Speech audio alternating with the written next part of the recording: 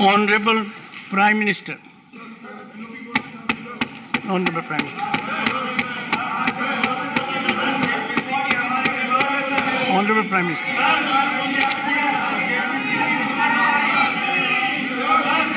Honorable Prime Minister. आदरणीय सभापति जी,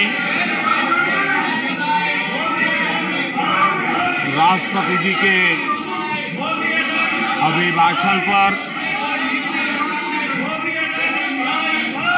धन्यवाद प्रस्ताव पर जो चर्चा चल रही है, उस चर्चा में शरीक होकर के मैं आदरणीय राष्ट्रपति जी का आदरपूर्वक धन्यवाद करता हूं। आदरणीय राष्ट्रपति जी का अभिनंदन करता हूं।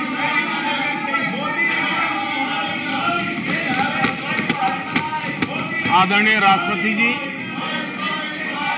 दोनों सदनों को संबोधित करते हुए उन्होंने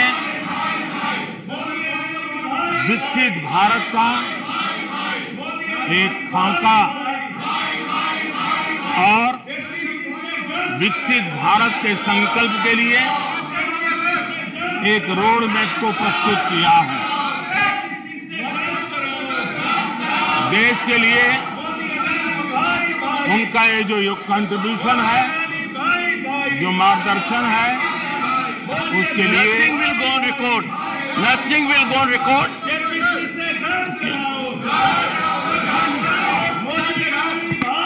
Honorable members, honorable members, honorable members, take your seat. Honorable members, honorable members, honorable members, take your seat. I call upon honorable members to observe decorum and take your seats. Honorable members,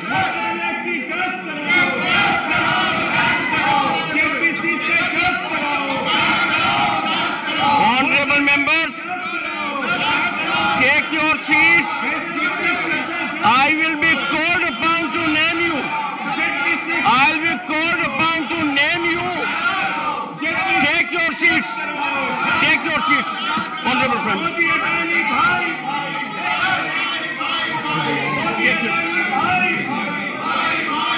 Honorable Prime Minister. Nothing will go on record except the Honorable Prime Minister's address. आदरणीय सभापति जी, मैं उन सभी सदस्यों का भी आभार व्यक्त करता हूं जिन्होंने इस चर्चा में भाग लिया, अपनी कल्पना के अनुसार चर्चा को विस्तार देने का प्रयास भी किया और इसलिए मैं सदन में चर्चा में हिस्सा लेने वाले सभी आदरणीय सदस्यों का धन्यवाद करता हूं। आदरणीय सभापति जी, ये सदन राज्यों का सदन है। बीते दशकों में अनेक बुद्धिजीवियों ने इस सदन से देश को दिशा दी है, देश का मार्गदर्शन किया है। इस सदन में अनेक साथी ऐसे हैं जो अपने व्यक्तिगत जीवन में भी बहुत कुछ सिद्धियां प्राप्त की हुई है, अपने व्यक्तिगत जीवन में बहुत बड़े काम भी किए हुए हैं और इसलिए इस सदन में जो भी बात होती है उस बात को देश बहुत गंभीरता से सुनता है और देश उसे बहुत गंभीरता से लेता है। लेकिन आदरणीय सभापति जी, ये भी दुर्भाग्यपूर्ण है, इतने महत्वपूर्ण सदन में कुछ लोगों का व्यवहार, कुछ लोगों की वाणी न सिर्फ सदन को लेकिन देश को निराश करने वाली रही।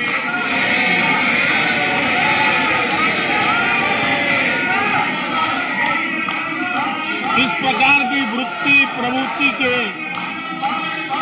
माननीय सदस्यों को मैं यही कहूंगा, कीचड़ उसके पास था, कीचड़ उसके पास था, मेरे पास गुलाल। कीचड़ उसके पास था, मेरे पास गुलाल। जो भी जिसके पास था उसने दिया उछाल।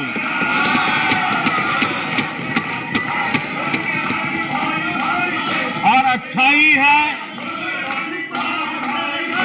जितना कीचड़ उछालोगे कमल उतना ही ज्यादा खिलेगा।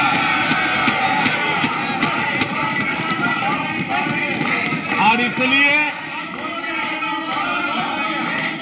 कमल खिलाने में आपका प्रत्यक्ष परोक्ष जो भी योगदान है, इसके लिए मैं उनका भी आभार व्यक्त करता हूं।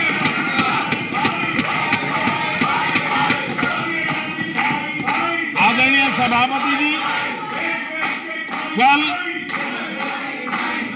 विपक्ष के हमारे वरिष्ठ साथी आदरणीय खड़गे जी ने कहा कि हमने 60 साल में मजबूत बुनियाद बना रहे थे, ऐसा कल आपने कहा। और उनकी शिकायत थी कि बुनियाद तो हमने बनाई और क्रेडिट मोदी ले रहा है। लेकिन आदरणीय सभापति जी, 2014 में आकर के जब मैंने बारीकी से चीजों को बड़ी गहराई से देखने का प्रयास किया, फर्स्ट हैंड इंफॉर्मेशन लेने का प्रयास किया, तो मुझे नजर आया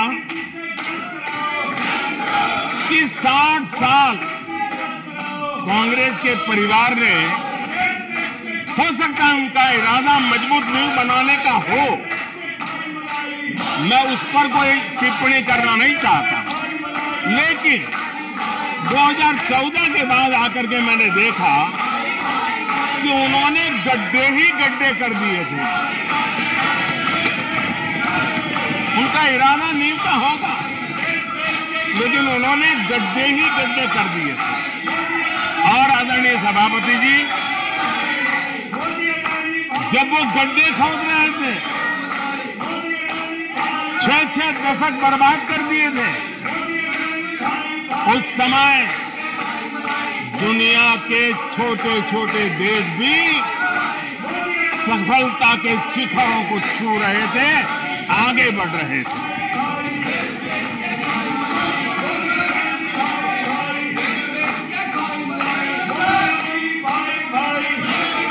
आदरणीय सभापति जी,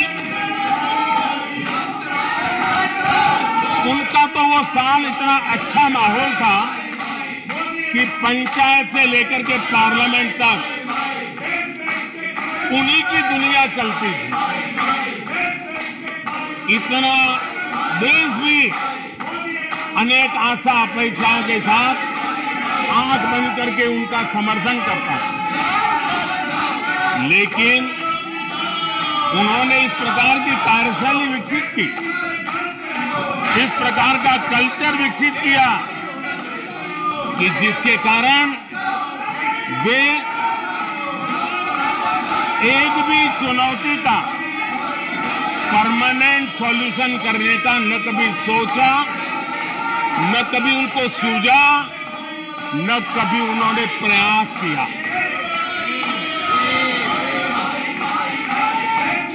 वे बहुत हो हल्ला हो जाता था तो चीजों को छू लेते थे, टोकनिज्म कर लेते थे और फिर आगे चले जाते थे। समस्याओं का समाधान करना ये उनका दायित्व था। देश की जनता समस्याओं से जूझ रही थी। देश की जनता देख रही थी कि समस्या का समाधान कितना बड़ा लाभ कर सकता है, लेकिन उनकी प्रायोरिटीज अलग थी, उनके इरादे अलग थे और उसके कारण किसी भी बात का परमानेंट सॉल्यूशन का प्रयास नहीं किया। आदरणीय सभापति जी, हमारी सरकार की पहचान जो बनी है वो हमारे पुरुषार्थ के कारण बनी है। एक के बाद उठाए गए कदमों के कारण बनी हुई और आज हम परमानेंट सॉल्यूशन की दिशा में आगे बढ़ते रहे हैं। हम एक एक विषय को छू करके भागने वाले लोग नहीं, लेकिन देश की मूलभूत आवश्यकताओं को परमानेंट सॉल्यूशन पर बल देते हुए हम आगे बढ़ रहे हैं। आदरणीय सभापति जी, अगर मैं पानी का ही उदाहरण लूं तो वो जमाना था कि किसी गांव में एक हैंडपंप लगा दिया तो हफ्ते भर उसका उत्सव मनाया जाता था और उस टोकनिज्म से पानी का काम किया करके गाड़ी चलाई जाती थी। कल यहाँ गुजरात का जिक्र कर रहे थे, आप हैरान होंगे, सबसे ज्यादा सीटों से जीतने का उनका जो गौरव था, वैसे एक मुख्यमंत्री एक शहर में पानी की टंकी का उद्घाटन करने गए थे और वो फ्रंट पेज पर हेडलाइन न्यूज था। यानी समस्याओं का टोकनिज्म क्या होता है, कैसे टाला जाता है, ये कल्चर देश ने देखा है। हमने भी पानी की समस्या को सुलझाने के लिए रास्ते अपनाए। हमने जल संरक्षण, जल सिंचन हर पहलू पर ध्यान दिया। हमने कैच द रेन अभियान से जनता को जोड़ा। इतना ही नहीं, आजादी के पहले से अब तक हम सरकार में आने तब तक सिर्फ 3 करोड़ घरों तक नल से जल मिलता था। आदरणीय सभापति जी, पिछले 3-4 साल में आज 11 करोड़ घरों को नल से जल मिल रहा है। भारत पानी की समस्या जो हर परिवार की समस्या होती है, जीवन में उसके बिना चल नहीं सकता और भविष्य के संभावनाओं को भी देखते हुए हमने उसके समाधान के रास्ते चुने।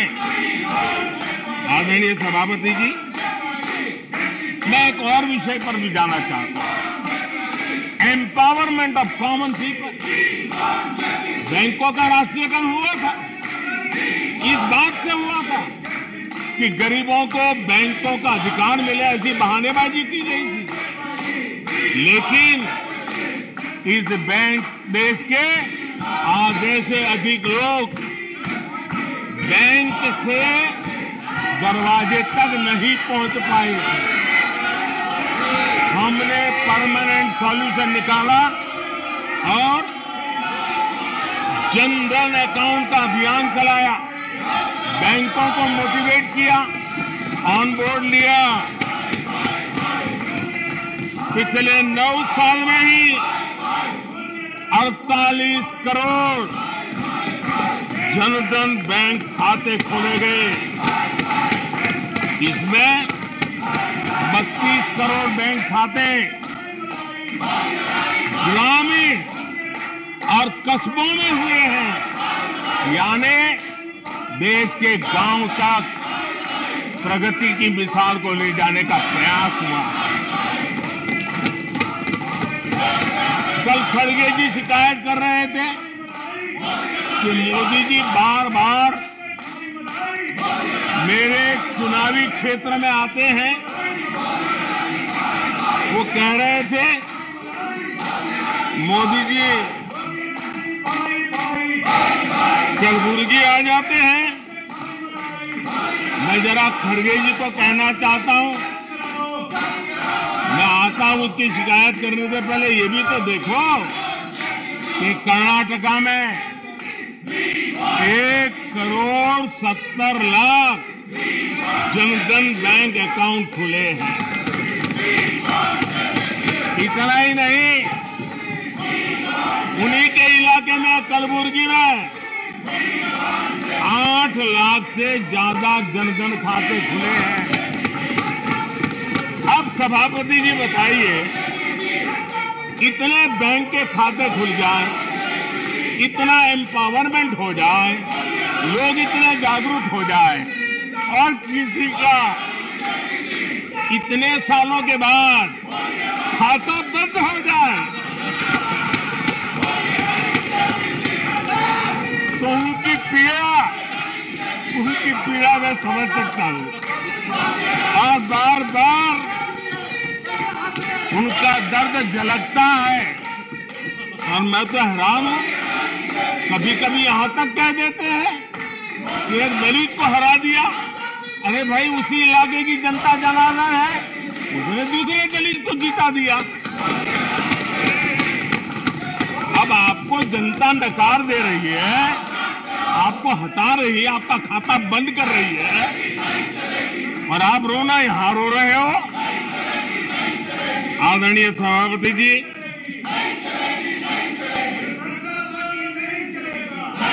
जनधन, आधार, मोबाइल, ये जो त्रिशक्ति है, और उसने सीधा डायरेक्ट बेनिफिट ट्रांसफर, उस योजना के तहत पिछले कुछ वर्षों में 27 लाख करोड़ रुपया इस देश के नागरिकों के बैंक खातों में ट्रांसफर किया, हितधारकों के खातों में ट्रांसफर किया है। और मुझे खुशी है कि डायरेक्ट बेनिफिट ट्रांसफर, ये टेक्नोलॉजी का उपयोग करने के कारण इस देश के 2 लाख करोड़ रुपए से ज्यादा पैसे जो किसी इकोसिस्टम के गलत हाथों में जाता था, वो बच गया है। देश की बहुत बड़ी सेवा की है। और मैं जानता हूं, जिस इकोसिस्टम के सागरिकों को, चेले चपाटों को, जो 2 लाख करोड़ की ऐसी फायदे मिलते रहते थे, उनका चिल्लाना भी बहुत स्वाभाविक है।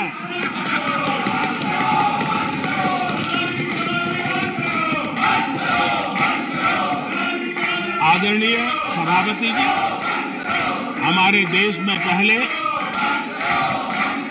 परियोजनाएं अटकाना, लटकाना, भटकाना, ये उनकी कार्य संस्कृति का हिस्सा बन गया था। यही उनका कार्य करने का तरीका बन गया था। ईमानदार टैक्स पेयर की गाढ़ी कमाई, उसका नुकसान होता था। हमने टेक्नोलॉजी का प्लेटफॉर्म तैयार किया, पीएम गति शक्ति मास्टर प्लान लेकर के आए 1600 लेयर में डेटा के माध्यम से इंफ्रास्ट्रक्चर को, प्रोजेक्ट्स को गति देने का काम हो रहा है। जो योजनाएं बनाने में महीनों लग जाते थे, वो आज सप्ताहों के भीतर भीतर उसको आगे बढ़ा दिया जाता है, क्योंकि आधुनिक भारत के निर्माण के लिए इंफ्रास्ट्रक्चर का महत्व हम भली भांति समझते हैं, स्केल का भी महत्व समझते हैं, स्पीड का भी महत्व समझते हैं, और टेक्नोलॉजी के माध्यम से परमानेंट सॉल्यूशन और परमानेंट एस्पिरेशन का एड्रेस करने का प्रयास आदरणीय सभापति जी हम कर रहे हैं। आदरणीय सभापति जी, कोई भी जब सरकार में आता है तो देश के लिए कुछ करने के वादे करके आता है, जनता का कुछ भला करने के वादे करके आता है, लेकिन सिर्फ भावनाएं व्यक्त करने से बात बनती नहीं है। आप कह दें कि हम ऐसा चाहते हैं, हम ऐसा चाहते हैं, जैसे कभी कहा जाता था गरीबी हटाओ, 4-4 दशक हो गए हैं, हुआ कुछ नहीं। इसलिए विकास की गति क्या है, विकास की नीयत क्या है, विकास की दिशा क्या है, विकास का प्रयास क्या है, परिणाम क्या है, ये बहुत मायने रखता है। सिर्फ आप कहते रहे कि हम भी कुछ करते थे, इतने से बात बनती नहीं है। आदरणीय सभापति जी, जबकि हम जनता को उनकी प्राथमिकताओं के आधार पर, उनकी आवश्यकताओं, और जब जनता की इतनी बड़ी आवश्यकताओं के लिए मेहनत करते हैं तो हम पर दबाव भी बढ़ता है, हमें मेहनत भी ज्यादा करनी पड़ती है, हमें परिश्रम भी ज्यादा करना पड़ता है। लेकिन हमने, जैसे महात्मा गांधी जी कहते थे, श्रेय और प्रेय, हमने श्रेय का रास्ता चुना है, प्रिय लग जाए आराम कर लें, वो रास्ता हमने नहीं चुना है। मेहनत करनी पड़ेगी तो करेंगे, दिन रात खपाना पड़ेगा तो खपाएंगे, लेकिन जनता जनार्दन के एस्पिरेशन को चोट नहीं पहुंचने देंगे, और उसके एस्पिरेशन सिद्धियों में परिवर्तित हो जाए और देश विकास की यात्रा को पार करे, इसके लिए हम काम करते रहेंगे। इन सपनों को लेकर के चलने वाले हम लोग हैं, और हमने वो करके दिखाया। आदरणीय सभापति जी, अब आप देखिए, देश आजाद हुआ तब से 2014 तक 14 करोड़ एलपीजी कनेक्शन थे, और लोगों की मांग भी थी। लोग सांसदों के पास जाते थे कि हमें एलपीजी कनेक्शन मिल जाए, और उस समय 14 करोड़ घरों में था, डिमांड भी कम थी, प्रेशर भी कम था, आपको गैस लाने के लिए खर्चा भी नहीं करना पड़ता था, आपको गैस पहुंचाने के लिए व्यवस्था, आप भी मजे में, चलती भी गाड़ी, काम होता नहीं था, लोग इंतजार करते रहते थे। लेकिन हमने सामने से होकर के तय किया कि हर घर को एलपीजी कनेक्शन देंगे। हमें मालूम था कि हम कर रहे हैं, हमें मेहनत करनी पड़ेगी, हमें मालूम था हमें धन खर्च करना पड़ेगा, हमें मालूम था हमें दुनिया भर से गैस लाना पड़ेगा। ये सब दबाव की संभावना जानने के बावजूद भी हमारी प्राथमिकता मेरे देश का नागरिक था, हमारी प्राथमिकता हमारे देश के सामान्य लोग थे, और इसलिए हमने 32 करोड़ से ज्यादा परिवारों के पास गैस कनेक्शन पहुंचाए। नया इंफ्रास्ट्रक्चर खड़ा करना पड़ा, धन खर्चना पड़ा। आदरणीय सभापति जी, इस एक उदाहरण से आप समझ सकते हैं कि हमें कितनी मेहनत करनी पड़ी होगी, लेकिन हमने आनंद के साथ, संतोष के साथ, गर्व के साथ इस मेहनत को किया और मुझे खुशी है कि सामान्य मानवी को उसका संतोष मिला। इससे बड़ा एक सरकार के लिए संतोष क्या हो सकता है। आदरणीय सभापति जी, आजादी के अनेक दशकों के बाद भी इस देश में 18,000 से ज्यादा गांव ऐसे थे जहां बिजली नहीं पहुंची थी, और ये गांव अधिकतर हमारे आदिवासी बस्ती के गांव थे, हमारे पहाड़ों पर जिंदगी गुजारने वालों के लोगों के गांव थे, जनजातीय से गांव थे, नॉर्थ ईस्ट के गांव थे। लेकिन ये उनके चुनाव के हिसाब किताब में बैठता नहीं था, इसलिए इनकी प्रायोरिटी नहीं था। हम जानते थे ये कठिन काम इन्होंने छोड़ दिए हैं। हमने कहा हम तो मक्खन पे लकीर करने वाले नहीं, पत्थर पे लकीर करने वाले लोग हैं। हम इस चुनौती को भी उठाएंगे, हम इस चुनौती को भी उठाएंगे। और हमने हर गांव में बिजली पहुंचाने का संकल्प उठाया। समय सीमा में 18,000 गांवों में बिजली पहुंचाई, और उस चुनौतीपूर्ण काम करने के पीछे गांवों में एक नई जिंदगी की अनुभूति हुई, उनका विकास तो हुआ, लेकिन सबसे बड़ी बात हुई देश की व्यवस्था पर उनका विश्वास बढ़ा। और विश्वास बहुत बड़ी ताकत होती है। जब देश के नागरिकों का विश्वास बनता है तब वो लाखों करोड़ों गुना एक सामर्थ्य में परिवर्तित हो जाता है। वो विश्वास हमने जीता है और हमने मेहनत की, हमें मेहनत पड़ी, लेकिन मुझे खुशी है उन दूर दराज के गांवों को आजादी के इतने सालों के बाद नई आशा की किरण दिखाई दी, संतोष का भाव प्रकट हुआ, और वो आशीर्वाद आज हमें मिल रहे हैं।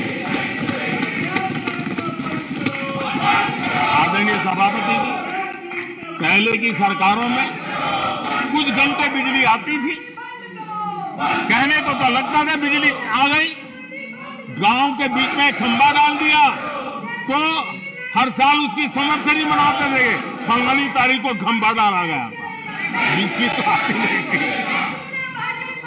आज बिजली पहुंची इतना ही नहीं, औसत हमारे देश में 22 घंटे बिजली देने के प्रयास में हम सफल हुए हैं।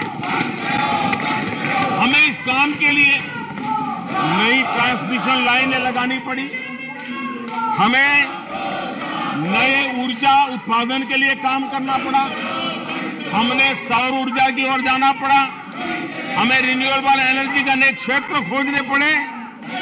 हमने लोगों को उनके भाग्य पर नहीं छोड़ दिया, राजनीतिक फायदे घाटे की बात नहीं सोची, हमने देश का आने वाली कल उज्जवल बनाने का रास्ता चुना।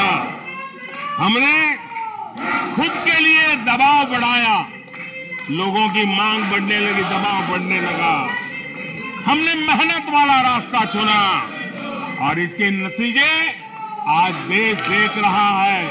देश ऊर्जा के क्षेत्र में प्रगति की ऊंचाइयों को प्राप्त कर रहा है। आदरणीय सभापति जी,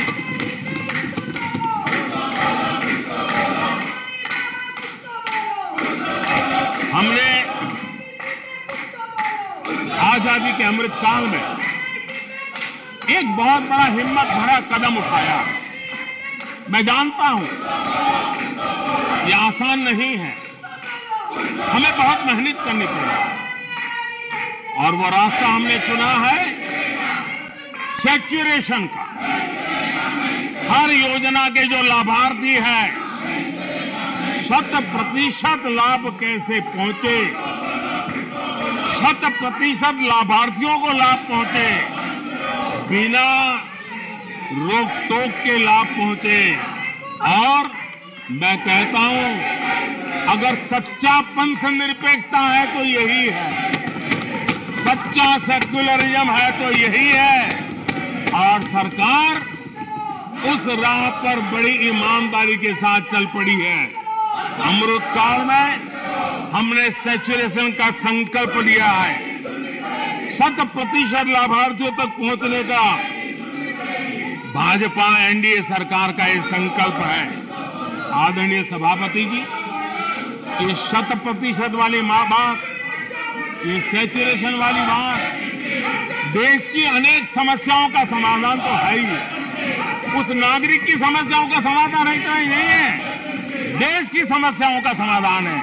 एक ऐसी नई कार्य संस्कृति को लेकर के हम आ रहे हैं जो देश में मेरा तेरा अपना पराया उन सारे भेदों को मिटाने वाला रास्ता है। सैचुरेशन वाला हम लेकर के आए। सैचुरेशन तक पहुंचने का मतलब होता है भेदभाव की सारी गुंजाइशें खत्म करना। जब डिस्क्रिमिनेशन रहता है तब करप्शन को भी संभावना मिलती है। कोई कहेगा मुझे जल्दी दो, तो कहता इतना दोगे तो दूंगा, लेकिन 100% जाना है तो उसको विश्वास होता है भले इस महीने मुझे नहीं पहुंचा, 3 महीने के बाद पहुंचेगा, लेकिन पहुंचेगा, विश्वास बढ़ता है। ये तुष्टीकरण की आशंकाओं को समाप्त कर देता है। फलानी जाति को मिलेगा, फलाने परिवार को मिलेगा, फलाने गांव को मिलेगा, फलानी बिरादरी को मिलेगा, फलाने पंथ संप्रदाय वालों को मिलेगा। ये सारी तुष्टीकरण की आशंकाओं को खत्म कर देता है। स्वार्थ के आधार पर लाभ पहुंचाने की प्रवृत्ति को पूरी तरह खत्म कर देता है और समाज के आखिरी व्यक्ति को, जो आखिरी पंक्ति में खड़ा हुआ व्यक्ति है, और महात्मा गांधी जिसकी हमेशा वकालत करते थे, उसके अधिकारों की रक्षा इसके अंदर समाहित होती है और हम उसको सुनिश्चित करते हैं। और सबका साथ सबका विकास, ये मतलब यही है कि 100% उनके हकों को पहुंचाना। जब सरकार की मशीनरी का लक्ष्य हर पात्र व्यक्ति तक पहुंचने का हो तो भेदभाव पक्षपात टिक ही नहीं सकता।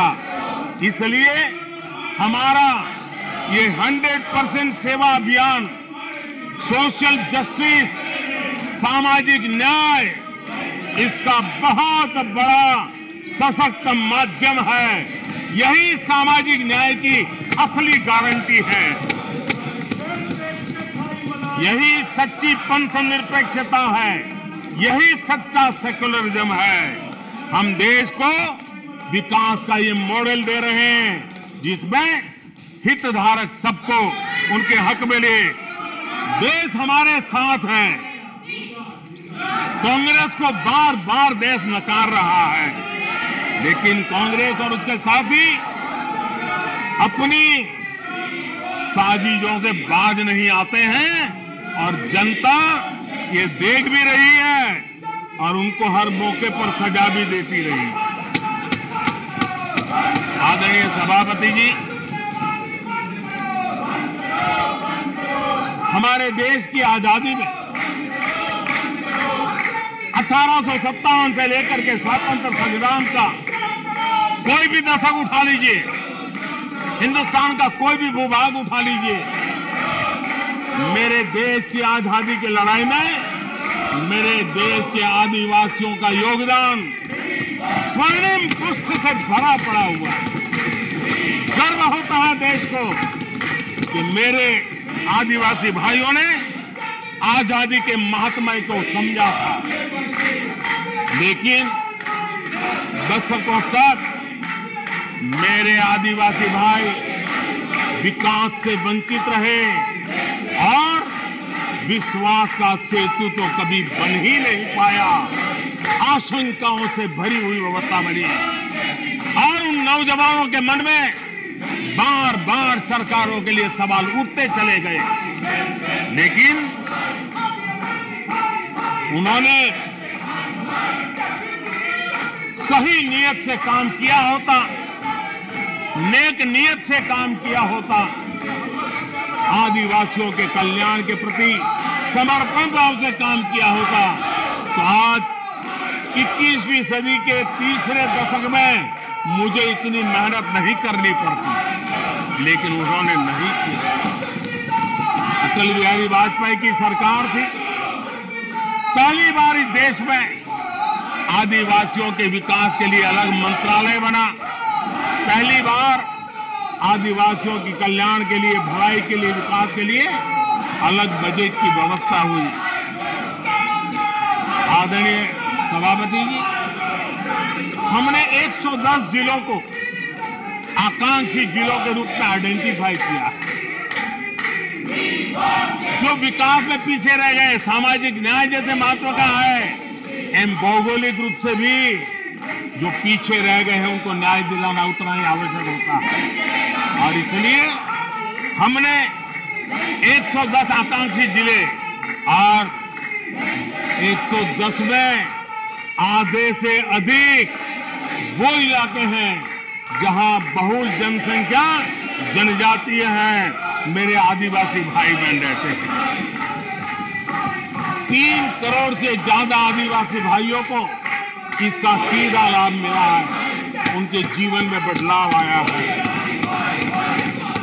इन क्षेत्रों में शिक्षा, स्वास्थ्य, इंफ्रास्ट्रक्चर, इसमें अभूतपूर्व सुधार हुआ है, क्योंकि हमने 110 जिलों पर विशेष फोकस किया है, उनका रेगुलर मॉनिटरिंग कर रहे हैं। यहां पर हमारे कुछ माननीय सदस्यों ने ट्राइबल सब प्लान की बात का जिक्र किया था। मैं ऐसे साथियों का अनुरोध करता हूं कि जरा समय निकाल करके किसी पढ़े लिखे व्यक्ति की मदद लेकर के बैठिए, जो बजट को अध्ययन कर सकता है, थोड़ा समझा सकता है, और आप देखेंगे तो पता चलेगा कि बजट में शेड्यूल्ड ट्राइब कंपोनेंट फंड्स, इसके तहत 2014 के पहले की तुलना में 5 गुना अधिक वृद्धि हुई है।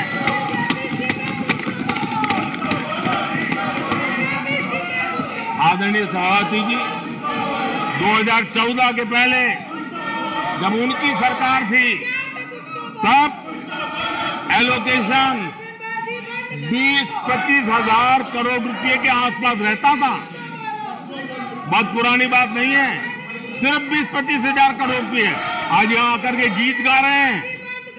हमने आकर के इस वर्ष 1,20,000 करोड़ का प्रावधान किया। हमने बीते 9 वर्षों में हमारे आदिवासी, हमारे जनजातीय भाई बहनों के उज्जवल भविष्य के लिए और बच्चों के उज्जवल भविष्य के लिए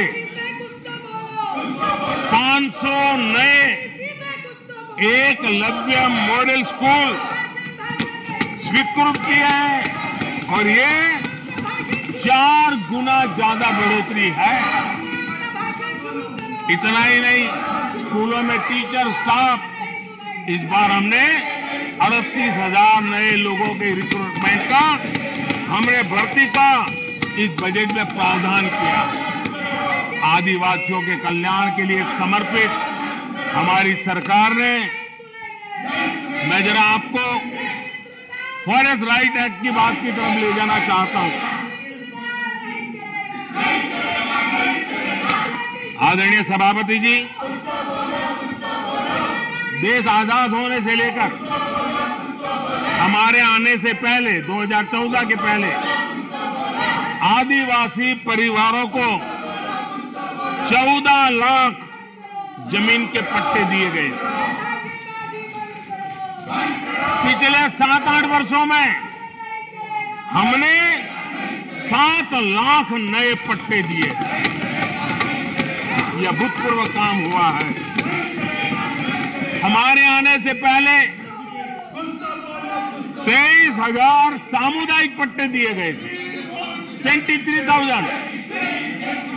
हमारे आने के बाद 80,000 से अधिक सामुदायिक पट्टे दिए गए हैं। लिप सिंपैथी बता करके आदिवासियों की भावनाओं के साथ खेलने के बजाय अगर कुछ किया होता तो आज मुझे इतनी मेहनत न करनी पड़ती और ये काम पहले आराम से हो जाता, लेकिन ये उनकी प्रायोरिटी में नहीं था। आदरणीय सभापति जी, इनकी अर्थनीति, उनकी समाज नीति, उनकी राजनीति वोट बैंक के आधार पर ही चलती रही और उसके कारण समाज की जो बेसिक ताकत होती है, स्वरोजगार के कारण देश की आर्थिक गतिविधि बढ़ाने वाला जो सामर्थ्य होता है, इन्होंने हमेशा नजरअंदाज कर दिया। उनको वो इतने छोटे लगते थे, इतने बिखरे हुए लगते थे, तो उसका उनको कोई मूल्य ही नहीं था। जो छोटे छोटे काम में जुड़े हुए, जो स्वरोजगार के ऊपर समाज पर बोझ बने बिना समाज में कुछ न कुछ वैल्यू एडिशन करते हैं, उनके प्रति दुर्लक्ष्य किया गया। छोटे काम में जुटे इन करोड़ों लोगों को भुला दिया गया। मुझे गर्व है कि मेरी सरकार ने रेहड़ी वाले, ठेले वाले, फुटपाथ पर व्यापार करने वाले लोगों की सुन ले, ब्याज के चक्कर में जिनके जीवन तबाह हो जाते थे, दिन भर का पसीना ब्याज खोरों के घर जाकर के चुकाना पड़ता था, उन गरीबों की चिंता हमने की, उन रेहड़ी ठेले पटरी वालों की चिंता हमने की। और आदरणीय सभापति जी, हमने इतना ही नहीं, हमारे विश्वकर्मा समुदाय जो समाज निर्माण के अंदर एक भूमिका देते हैं, जो अपने हाथ से औजार की मदद से कुछ न कुछ सृजन करते रहते हैं, समाज की आवश्यकताओं की बहुत बड़ी मात्रा में पूर्ति करते हैं। चाहे हमारा बंजारा समुदाय हो, चाहे हमारे गुमंत जाति के लोग हैं, हमने उनकी चिंता करने का काम किया है। पीएम स्वनिधि योजना हो, पीएम विश्वकर्मा योजना हो, जिसके द्वारा हमने समाज के इन लोगों की मजबूती के लिए काम किया है, उनके सामर्थ्य को बढ़ाने के लिए काम किया। आदरणीय सभापति जी, आप तो स्वयं किसान पुत्र हैं। इस देश के किसानों के साथ क्या बीती है, ऊपर के कुछ एक वर्ग को संभाल लेना और उन्हीं से अपनी राजनीति चलाए रखना, यही सिलसिला चला। इस देश की कृषि की सच्ची ताकत छोटे किसानों में है। 1 एकड़ 2 एकड़ भूमि का वो बड़ा मुश्किल से 80-85% इस देश का ये वर्ग है। इन छोटे किसान उपेक्षित थे, उनकी आवाज कोई सुनने वाला नहीं था। हमारी सरकार ने छोटे किसानों पर ध्यान केंद्रित किया, छोटे किसानों को फॉर्मल बैंकिंग के साथ जोड़ा। आज साल में 3 बार सीधे पीएम किसान सम्मान निधि छोटे किसान के खाते में जमा होती है। इतना ही नहीं, हमने पशुपालकों को भी बैंकों से जोड़ा, हमने मछुआरों को बैंकों से जोड़ा और उनको ब्याज में रियायत दे करके उनके आर्थिक सामर्थ्य को बढ़ाया, ताकि वो अपना व्यवसाय विकसित कर सके, अपने क्रॉप पैटर्न को बदल सके, अपने उत्पादित की हुए माल को रोक करके उचित दाम मिलने पर बाजार में ले जा सके। उस दिशा में हमने काम किया। आदरणीय सभापति जी, हम जानते हैं हमारे देश के बहुत सारे किसान ऐसे हैं कि जो बरसाती पानी पर उनको गुजारा करना पड़ता है। सिंचाई की व्यवस्था ये पिछली सरकारों ने की नहीं। हमने और देखा है कि ये छोटे किसान पानी बरसाती के भरोसे जीने वाले, मोटे अनाज की खेती करते हैं, पानी होता नहीं है। ये मोटे अनाज की खेती करने वाले किसानों को हमने विशेष स्थान दिया। हमने यूएन को लिखा कि मिलेट ईयर मनाइए, दुनिया में भारत के मोटे अनाज की एक ब्रांडिंग बने, मार्केटिंग बने, और उसके सुविचारित रूप से अब उस मोटे अनाज को श्री अन्न के रूप में, जैसे श्रीफल का महात्मा है, वैसे ही श्री अन्न का महात्मा बने और छोटे किसान जो पैदावार करते हैं उनको उचित दाम मिले, ग्लोबल मार्केट मिले, देश में क्रॉप पैटर्न में परिवर्तन आए। और इतना ही नहीं, ये मिलेट सुपरफूड है, पोषण के लिए बहुत बड़ी ताकत है। हमारे देश के नई पीढ़ी को पोषण की समस्या के समाधान में भी ये काम आए, जो मेरे छोटे किसान को भी मजबूत करेगा। हमने फर्टिलाइजर में भी अनेक नए विकल्प डेवलप किए हैं, उसका भी लाभ मिल रहा है। आदरणीय सभापति जी,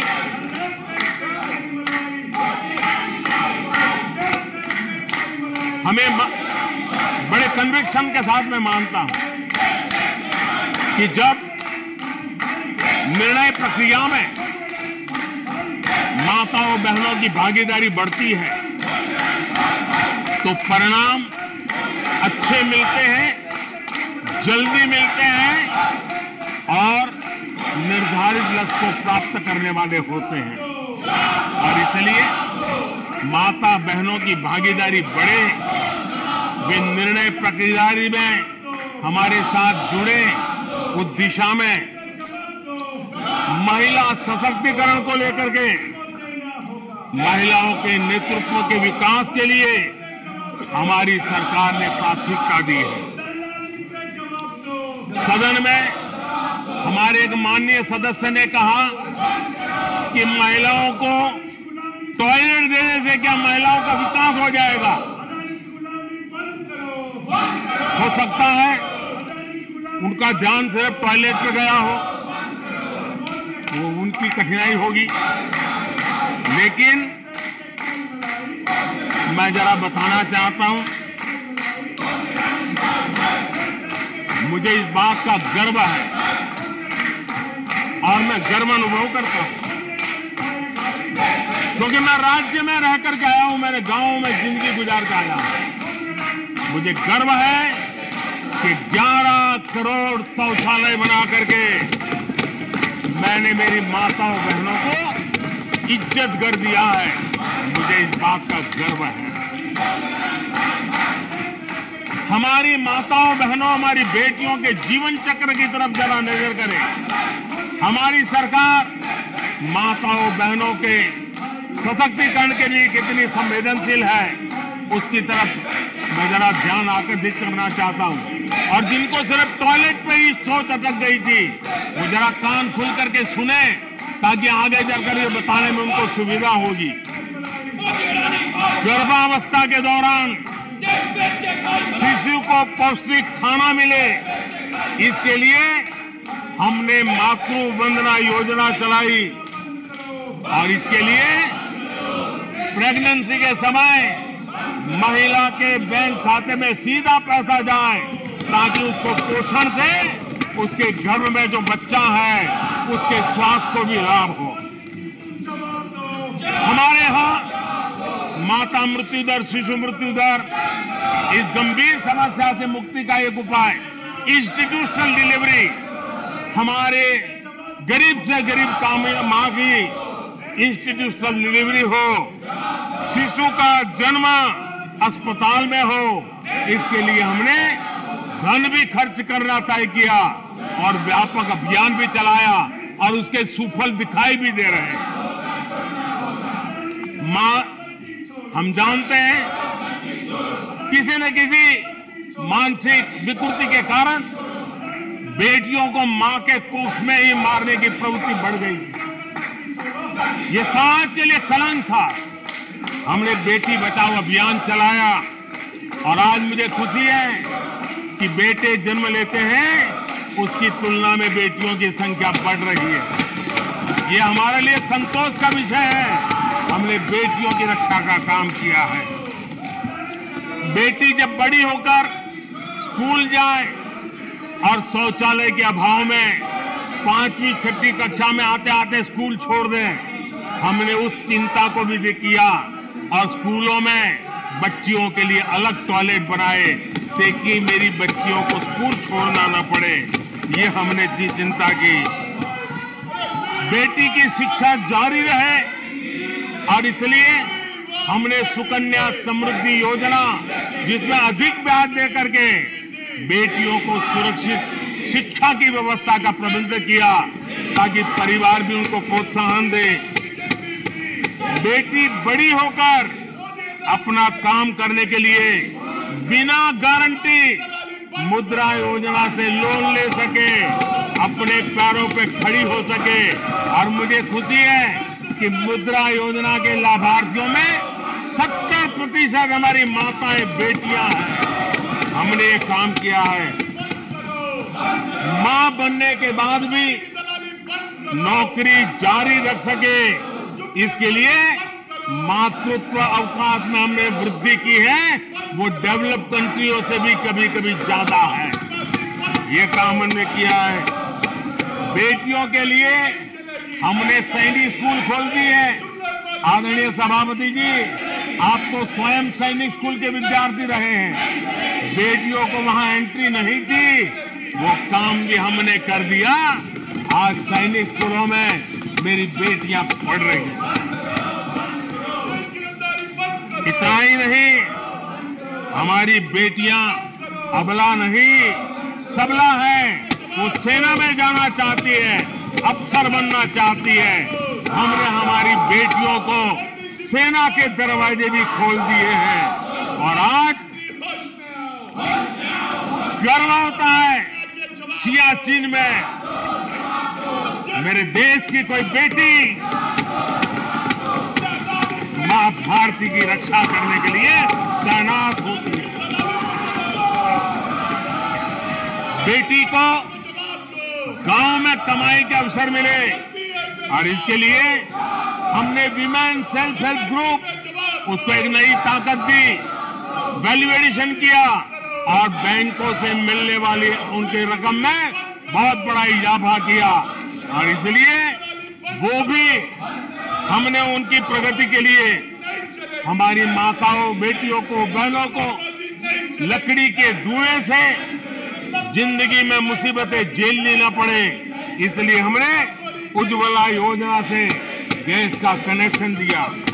हमारी माताओं, बहनों को, बेटियों को पीने का पानी के लिए जूझना न पड़े, 2-2, 4-4 किलोमीटर तक जाना न पड़े।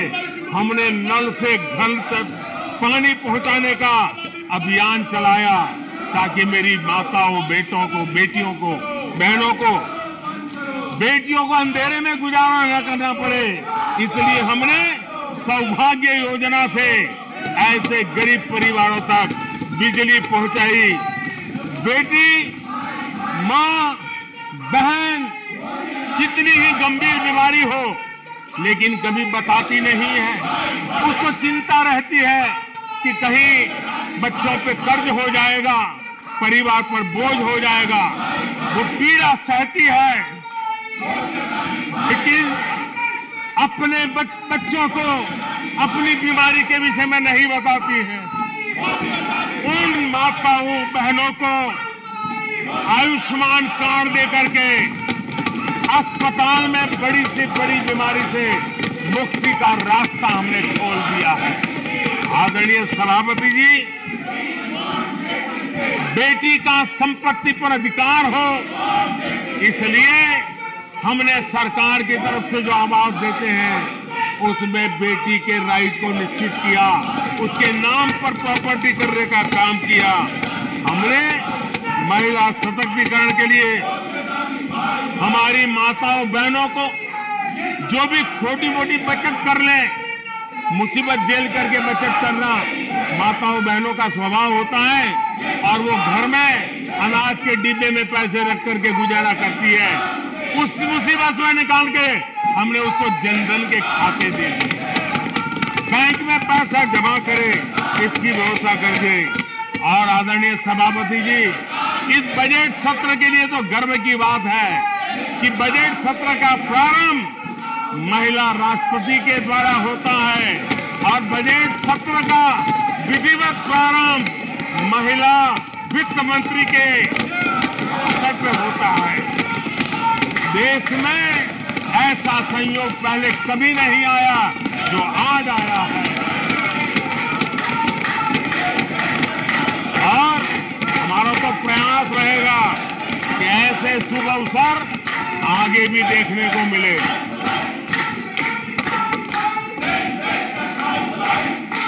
आदरणीय सभापति जी,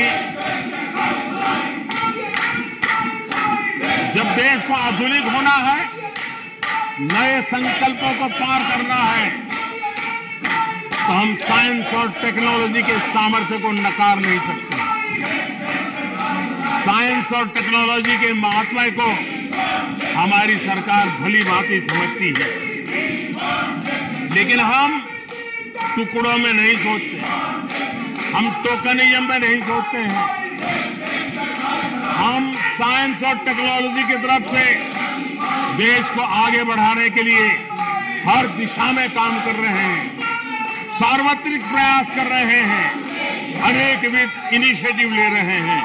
और इसलिए बचपन में साइंटिफिक टेम्परामेंट डेवलप करने के लिए अटल टिंकरिंग लैब, ये वैज्ञानिक सोच के निर्माण के लिए स्कूल के लेवल पर बच्चों को हमने अवसर दिया। उससे थोड़ा आगे निकले, बच्चा कुछ करना शुरू कर ले, तो हमने अटल इंक्यूबेशन सेंटर खड़े किए, ताकि कुछ अगर अच्छी प्रगति की है तो उसको वो वायुमंडल मिले, ताकि वो टेक्नोलॉजी में कन्वर्ट करने के लिए वो खोज, वो इनोवेशन काम आ जाए। इसके लिए हमने विज्ञान की इस प्रगति का परिणाम, हमने नीतियां बदली। स्पेस के क्षेत्र में अब प्राइवेट भागीदारी का हमने सपना पूरा किया और मुझे खुशी है मेरे देश के नौजवान आज प्राइवेट सैटेलाइट छोड़ने की ताकत रखते हैं। ये साइंस एंड टेक्नोलॉजी।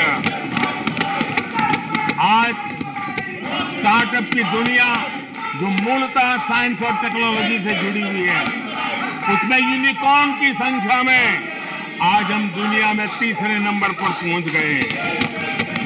आदरणीय सभापति जी, आज ये देश गर्व करेगा कि सर्वाधिक पेटेंट इनोवेशन और दुनिया के बाजार में टिकता है पेटेंट, ये सबसे अधिक पेटेंट रजिस्टर करने में आज मेरे देश के नौजवान आगे आ रहे हैं। आदरणीय सभापति जी, आधार की ताकत क्या होती है वो हमारी सरकार ने आके दिखा दिया। और आधार से जुड़े हुए जो विद्वान लोग हैं, उन्होंने भी कहा है कि आधार के महत्व को, टेक्नोलॉजी के महत्व को 2014 के बाद समझा गया और उसके कारण वो मेहनत अब रंग ला रही है। हमने देखा है कोविड के काल में कोविन प्लेटफॉर्म 200 करोड़ वैक्सीनेशन और सर्टिफिकेट कोविन का आपके मोबाइल पर विद इन ए सेकंड आ जाता है। लेकिन दुनिया को अचंभा तब हुआ कि भारत अपनी वैक्सीन लेकर के आ गया कोविड में। दुनिया के लोग अपनी वैक्सीन, हमारे यहाँ कोई बहुत बड़ा मार्केट था, बेचने के लिए भांति भांति के प्रेशर करते थे, आर्टिकल लिखे जाते थे, टीवी में इंटरव्यू दिए जाते थे, सेमिनार किए जाते थे। इतना ही नहीं, मेरे देश के वैज्ञानिकों को बदनाम करने के लिए, उनको नीचा दिखाने के लिए कल तक प्रयास चले, कल तक प्रयास चले, कल तक प्रयास चले। और मेरे ही देश के वैज्ञानिकों ने आज दुनिया में जिसको स्वीकृति मिली है ऐसी वैक्सीन से, मेरे देशवासियों का ही नहीं 150 देशों के लोगों की आवश्यकताओं को पूरी किया जाता है। ये विज्ञान के विरोधी लोग, ये टेक्नोलॉजी के विरोधी लोग।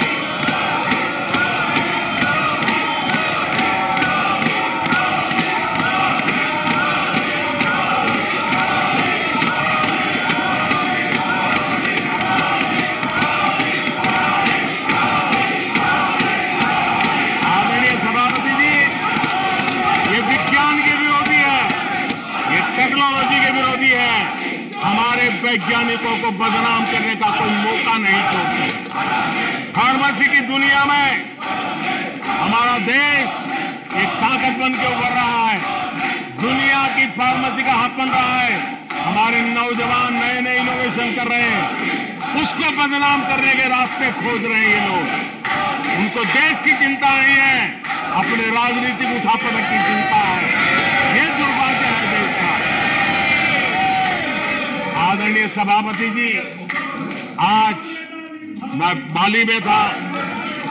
G20 देश के समूह डिजिटल इंडिया इनको समझने के लिए लालायित रहते थे। सक्सेस को पूरी दुनिया ने प्रभावित किया है। डिजिटल लेन देन में आज हिंदुस्तान दुनिया का लीडर बना हुआ है। आदरणीय सभापति जी, हमें खुशी है आज 100 करोड़ से ज्यादा मोबाइल फोन मेरे देशवासियों के हाथ में है। आदरणीय सभापति जी, एक समय था हम मोबाइल इंपोर्ट करते थे।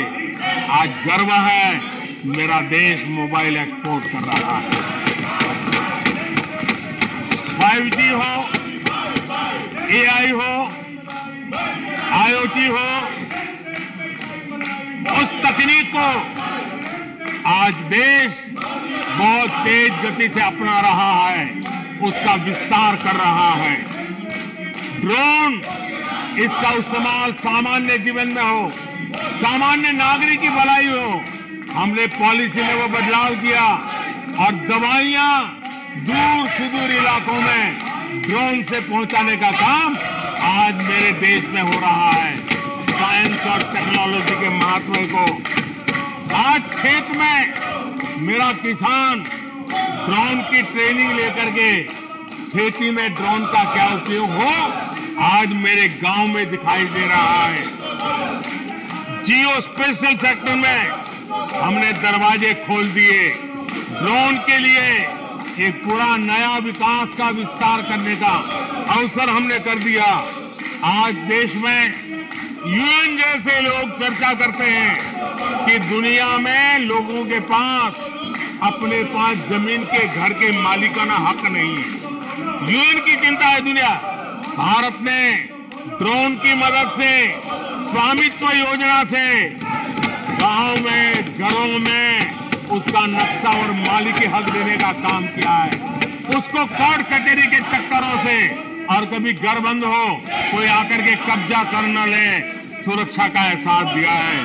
हमने टेक्नोलॉजी का भरपूर प्रयास कॉमन मैन के लिए करने की दिशा में सफलता पाई है।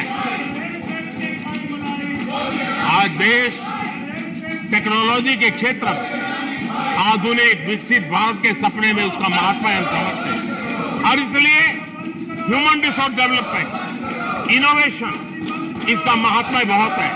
और इसलिए दुनिया की एकमात्र फॉरेंसिक साइंस यूनिवर्सिटी हमारे देश में है।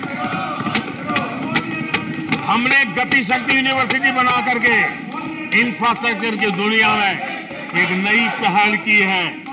हमने एनर्जी यूनिवर्सिटी बना करके आज देश रिन्यूएबल एनर्जी के क्षेत्र में एक नया जंप लगाए। अभी से हमारे नौजवान तैयार हो, उस दिशा में हम कर रहे हैं। हमारे देश में टेक्नोक्रेट की तरफ, इंजीनियर्स की तरफ, साइंस की तरफ नफरत करने में कांग्रेस ने अपने शासनकाल में कोई कमी नहीं रखी है और साइंस और टेक्नोलॉजी को सम्मान देने में हमारे कार्यकाल में कोई कमी नहीं रखी है। ये हमारा रास्ता है।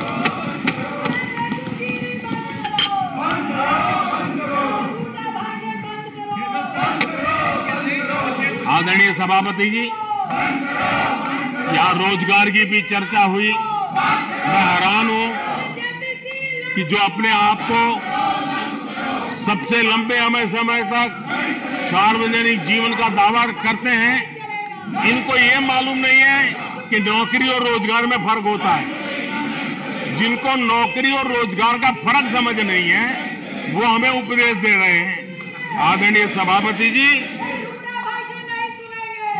नए नए नैरेटिव गढ़ने के लिए आधी अधूरी चीजों को पकड़ करके झूठ फैलाने के प्रयास हो रहे हैं। बीते 9 वर्ष में अर्थव्यवस्थाओं का जो विस्तार हुआ है, नए सेक्टर्स में रोजगार की नई संभावनाएं बनी।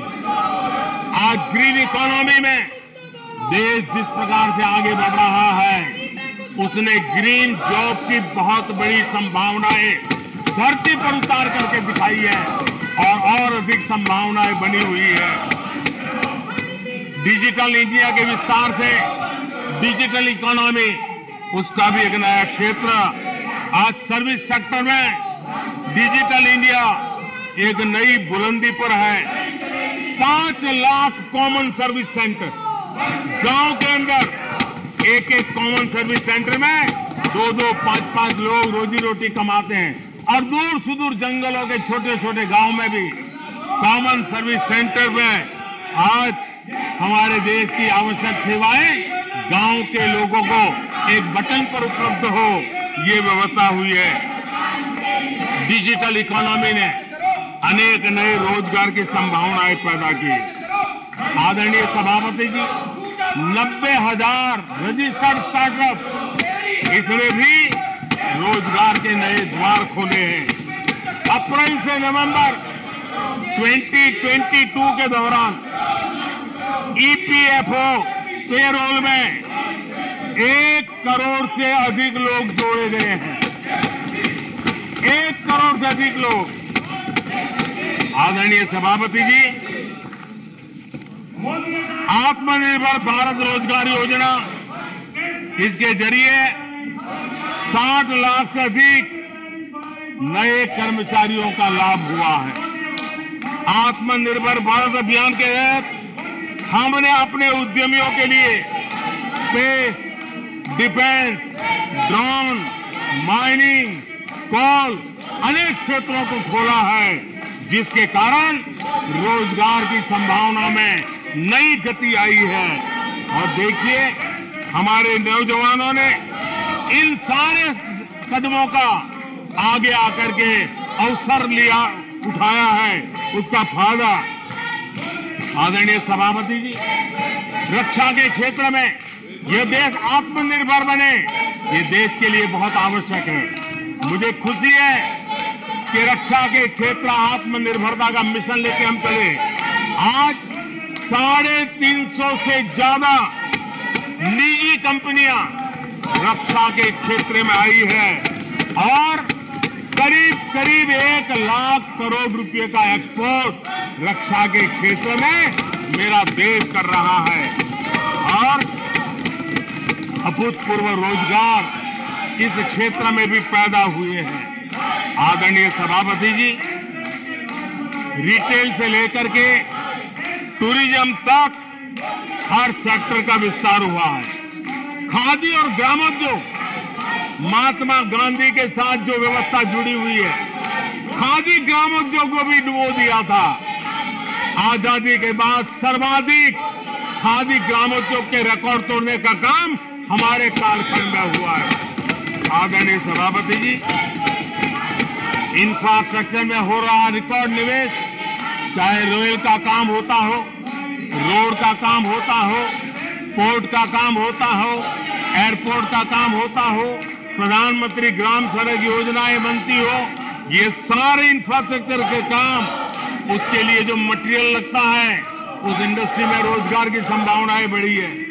हर जगह निर्माण कार्य के अंदर मजदूर से लेकर मैकेनिक तक हर प्रकार के रोजगार की संभावनाएं, इंजीनियर से लेकर के श्रमिक तक हर किसी के लिए रोजगार के नए अवसर बने हैं। और उसी के कारण यूथ विरोधी नीति लेकर के चले हुए लोगों को आज यूथ नकार रहा है। और यूथ के भलाई के लिए हम जिन नीतियों को लेकर के चल रहे हैं, इसको आज देश स्वीकार कर रहा है। आदरणीय सभापति जी, यहां भी ये भी कहा गया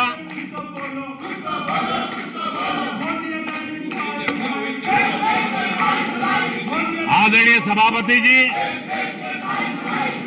यहां ये भी कहा गया कि सरकार की योजनाओं को उनके नामों को लेकर के आपत्ति उठाई। कुछ लोगों को ये भी परेशानी है कि नामों में कुछ संस्कृत टच है। बताइए, इसकी भी परेशानी।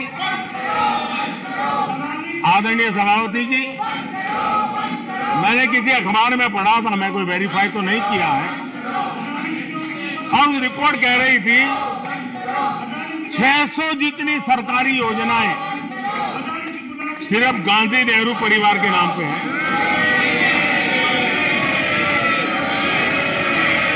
आदरणीय सभापति जी, किसी कार्यक्रम में अगर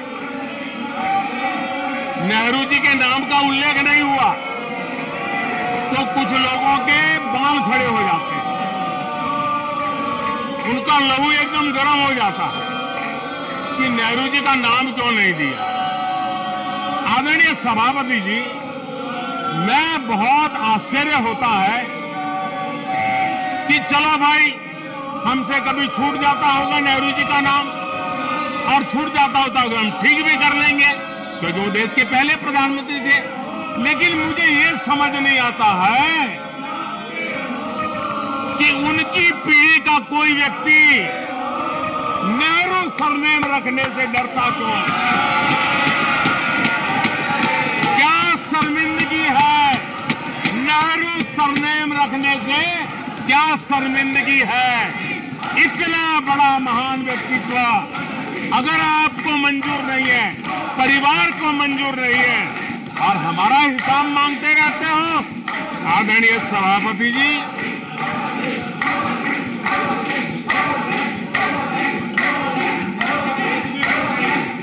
कुछ लोगों को समझना होगा, ये सदियों पुराना देश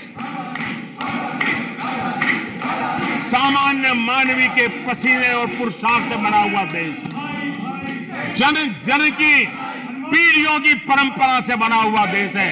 ये देश किसी परिवार की जागीर नहीं है। हमने मेजर ध्यानचंद जी का नाम पर खेल रत्न का पुरस्कार कर दिया। अंडमान में नेताजी सुभाष के नाम पर, स्वराज के नाम पर हमने द्वीपों का नामकरण किया। हमें गर्व हो रहा है। नेताजी सुभाष बोस के योगदान के लिए देश गर्व करता है, हम गर्व करते हैं।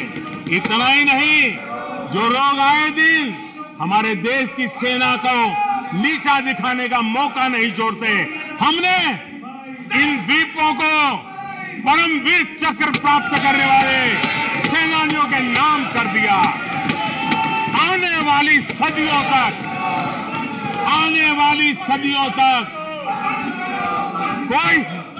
कोई हिमालय की चोटी एक एवरेस्ट व्यक्ति के नाम पर एवरेस्ट बन गई। मेरे द्वीप समूह मेरे परमवीर चक्र विजेता मेरे देश के सेनानियों के नाम कर दिया। ये हमारी श्रद्धा है, ये हमारी भक्ति है, और उसको लेकर के हम चलते हैं। आदरणीय और इससे आपको तकलीफ है और तकलीफ व्यक्त भी हो रही है। हर एक की तकलीफ व्यक्त करने के रास्ते अलग होंगे। हमारा रास्ता है सकारात्मक। कभी कभी अब ये सदन है, एक प्रकार से राज्यों का महात्मा है। हम पर ऐसे भी आरोप लगाए जाते हैं कि हम राज्यों को परेशान करते हैं। आदरणीय सभापति जी, मैं लंबे अरसे तक राज्य का मुख्यमंत्री रह करके आया हूं। फेडरलिज्म का क्या महत्व होता है वो भली बातें समझता हूं, उसको जी करके आया हूं, और इसलिए हमने कोऑपरेटिव कॉम्पिटिटिव फेडरलिज्म पर बल दिया है।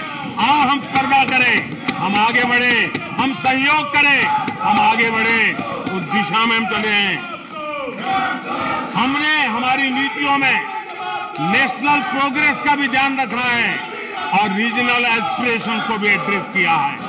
National progress and regional aspiration, इसका परफेक्ट कॉम्बिनेशन हमारी नीतियों में दिखा है, क्योंकि हम सब मिलकर के 2047 तक एक विकसित भारत का सपना पूरा करने के लिए चल पड़े हैं।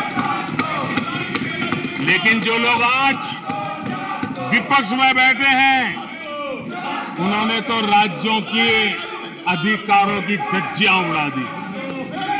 जरा मैं कच्चा चिट्ठा आज खोलना चाहता हूं।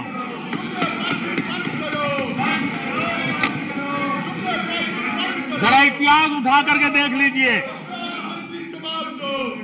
वो कौन पार्टी थी, वो लोग कौन सत्ता में बैठे थे जिन्होंने आर्टिकल 356 का सबसे ज्यादा दुरुपयोग किया।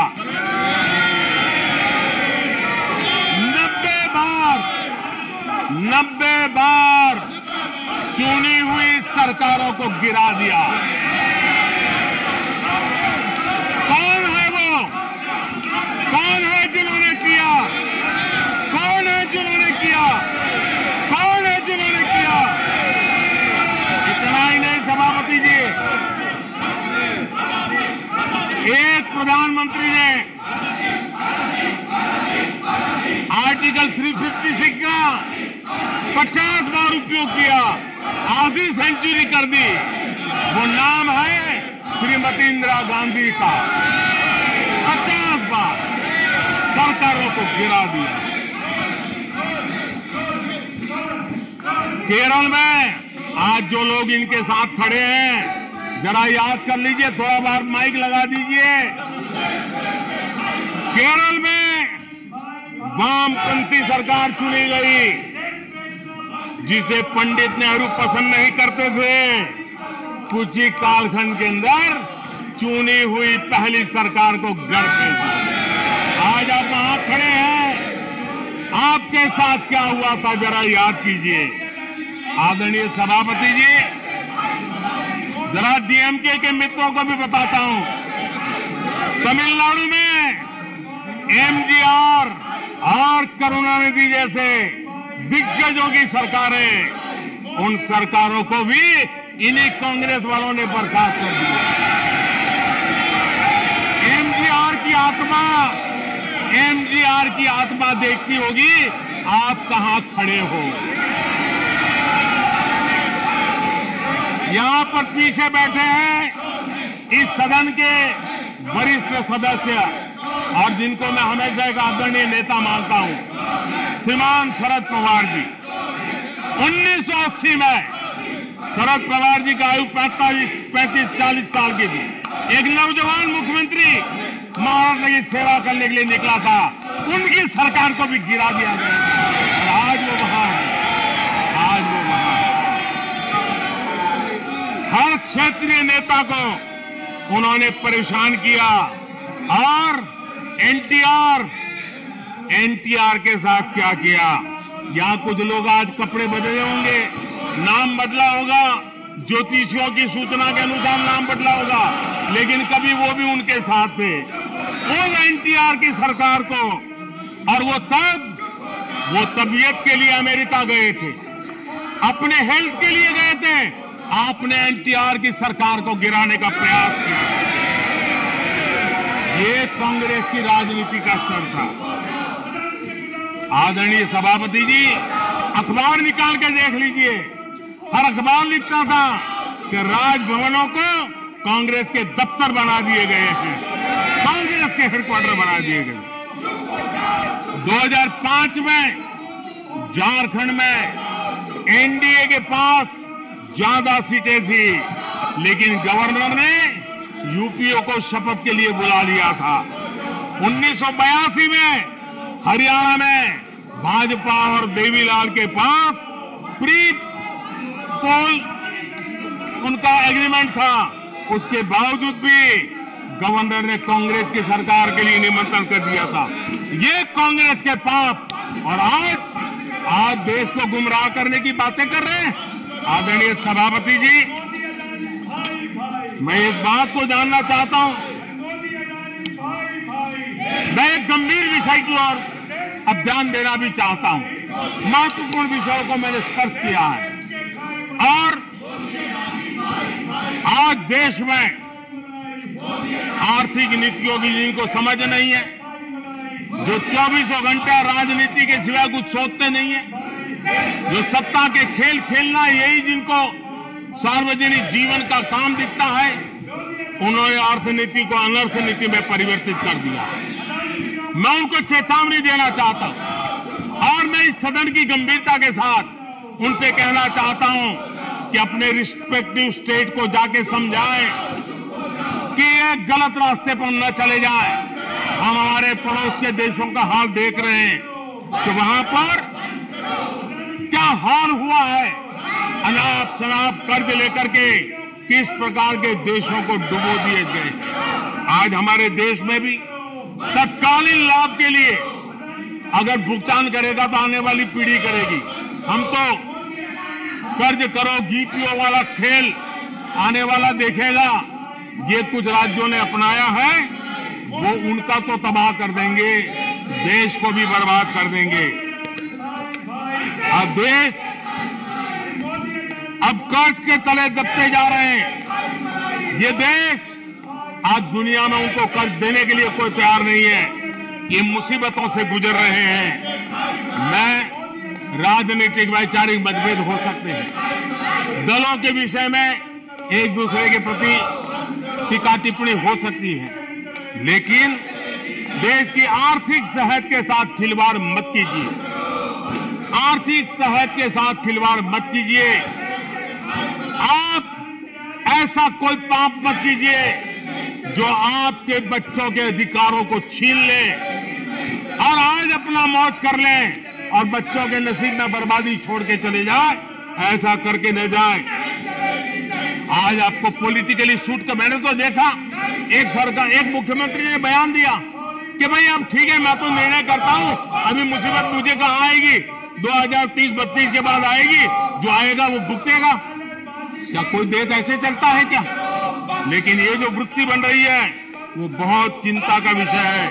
आदरणीय सभापति जी, देश की आर्थिक सेहत के लिए राज्यों ने भी अपनी आर्थिक सेहत के संबंध में डिसिप्लिन का रास्ता चुनना पड़ेगा और तभी जाकर के वे राज्य भी इस विकास की यात्रा का लाभ ले पाएंगे और उनके राज्यों के नागरिकों का भला करने में हमें भी सुविधा हो जाएगी, ताकि हम उन तक लाभ पहुंचाना चाहते हैं। आदरणीय सभापति जी, 2047 में यह देश विकसित भारत बने, ये हम सबका संकल्प है। 140 करोड़ देशवासियों का संकल्प है। अब देश पीछे मुड़ करके देखने को तैयार नहीं है। देश लंबी छलांग मारने को तैयार है। जिनकी 2 वक्त की रोटी का सपना था उसको आपने एड्रेस नहीं किया, हमने उसको एड्रेस किया है। जिसको सामाजिक न्याय की अपेक्षा थी जो आपने एड्रेस नहीं किया, हमने एड्रेस किया है। जिन अवसरों को तलाशता था उन अवसरों को उपलब्ध कराने के लिए हमने अनेक कदम उठाए और आजाद भारत का जो सपना है उन सपने को पूरा करने के लिए हम संकल्पबद्ध होकर के चले।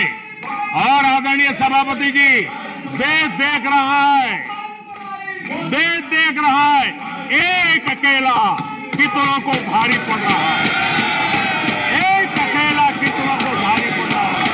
अरे नारे बोलने के लिए भी, नारे बोलने के लिए भी उनको बदल करना पड़ता है। जो भी ये बोलता है घंटे भर से आवाज की जवाब दे रहा है। आदरणीय सभापति जी, एक कन्विक्शन के कारण चला हूं, देश के लिए जीता हूं, देश के लिए कुछ करने के लिए निकला हुआ हूं। और इसलिए ये राजनीतिक खेल खेलने वाले लोग, उनके अंदर वो हौसला नहीं है, वो ढूंढ रहे हैं, बचने का रास्ता खोज रहे हैं। आदरणीय सभापति जी, राष्ट्रपति जी के उम्दा भाषण को, राष्ट्रपति जी के मार्गदर्शक भाषण को, राष्ट्रपति जी के प्रेरक भाषण को इस सदन के अंदर अभिनंदन करते हुए, धन्यवाद करते हुए, आपका भी आभार व्यक्त करते हुए अपनी बात को